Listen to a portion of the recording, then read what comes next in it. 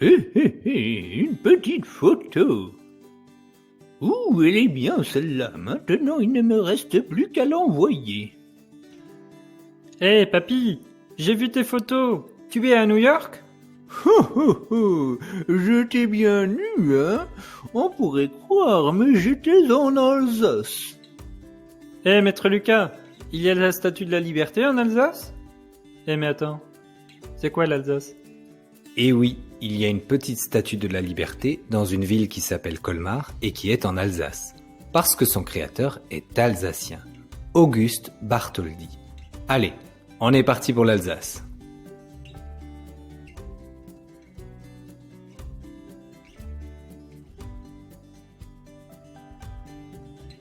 L'Alsace est une petite région qui est ici.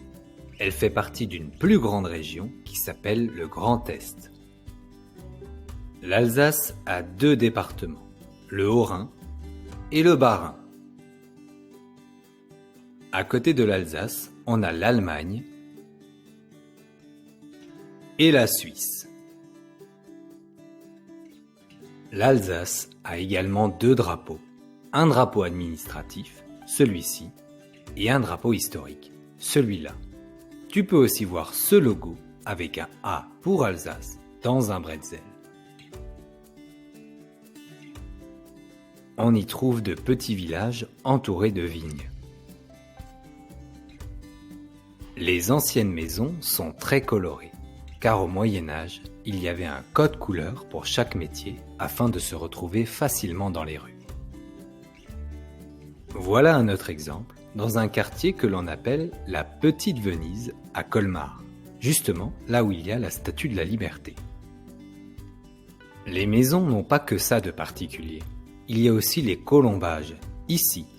Et comme tu le vois, les maisons sont beaucoup décorées lors des fêtes de fin d'année. Stop. Arrête-toi ici juste une minute. C'est quoi ces noms de villes compliqués? L'Alsace a une histoire particulière, et la région a parfois fait partie de l'Allemagne et parfois de la France. Beaucoup de villes et de villages ont donc des noms allemands, et aussi beaucoup de noms de famille sont allemands. D'ailleurs, les Alsaciens sont les habitants de l'Alsace. Ils ont leur propre langue, qui s'appelle l'alsacien, et qui est proche de l'allemand, mais de moins en moins de personnes le parlent, et la langue officielle reste le français. En raison de cette histoire particulière, tu pourras y manger des bretzels, de la choucroute, des tartes flambées, des manalas à la Saint-Nicolas et plein d'autres bonnes choses à manger.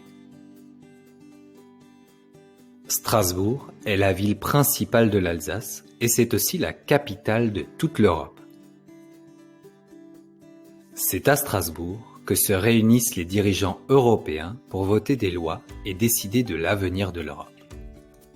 Il y a plein de choses à visiter à Strasbourg, dont la grande cathédrale,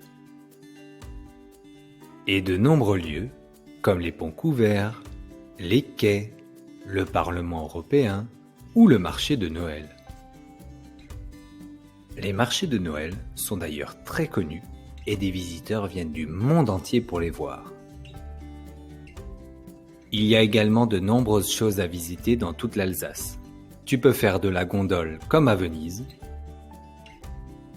Tu peux voir des châteaux. Sans compter la place Kléber, les parcs, les musées, le château du Haut-Königsbourg, le jardin des Deux Rives, le parc de l'Orangerie, le château des Rohan, etc., etc. Bon, ok, bouge pas, je reviens. Tu vas où? Je cherche mon sac, je vais en Alsace. Tout seul? À pied? Non, tu m'emmènes, j'ai pas de voiture et c'est trop loin. Bon, ok. Salut!